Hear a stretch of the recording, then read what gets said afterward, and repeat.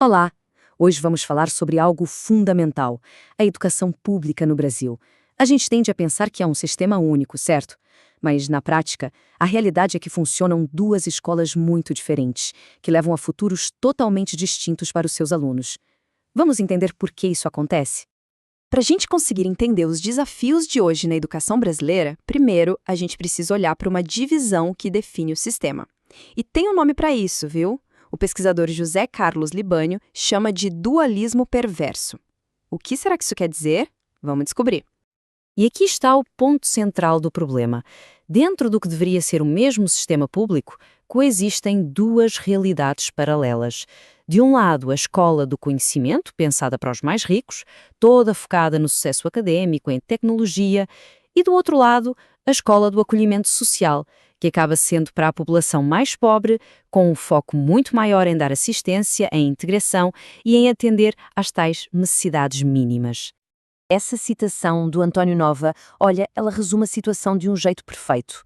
Quando ele fala em escola a duas velocidades, isso não é só uma metáfora, não. É a descrição de dois caminhos educacionais bem reais, que levam a destinos completamente diferentes, dependendo da classe social de cada um.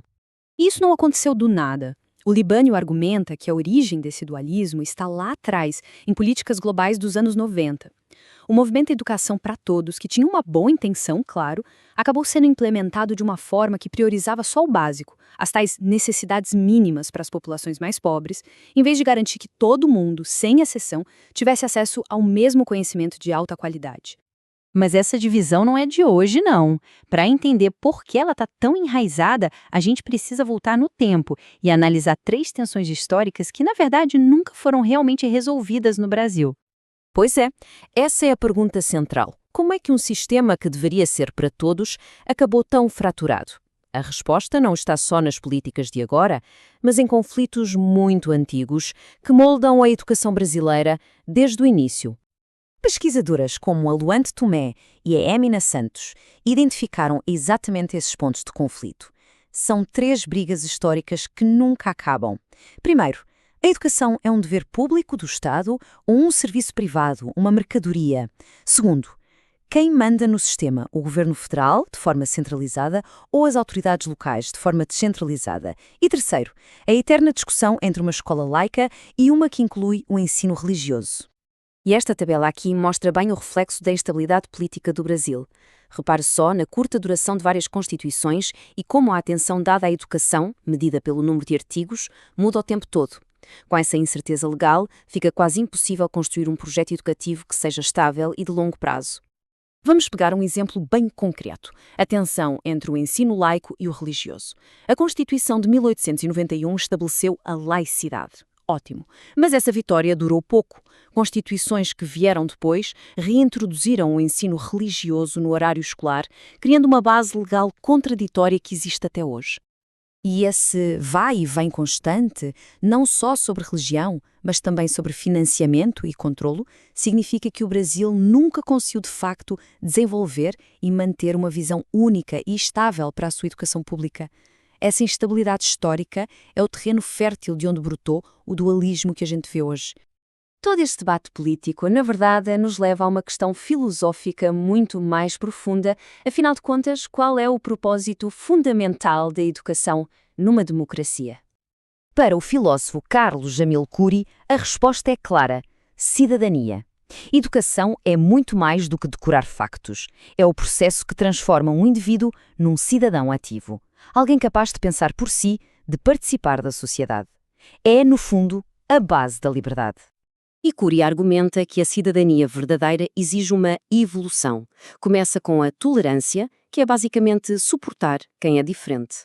Depois avança para a aceitação, que já é um nível de respeito. Mas o objetivo final, o mais alto, é o reconhecimento. Uma empatia profunda, em que se vê a humanidade do outro como parte da nossa.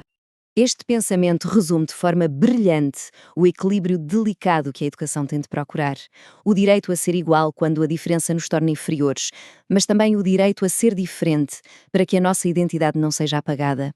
É uma dança complexa entre direitos que são de todos e identidades que são únicas. E isto nos traz de volta ao problema central. Um sistema de duas velocidades simplesmente falha nesse teste ético. Ao oferecer tipos de educação tão diferentes com base na classe social, ele nega o princípio de que cada pessoa, não importa de onde venha, tem o mesmo valor e o mesmo direito à dignidade.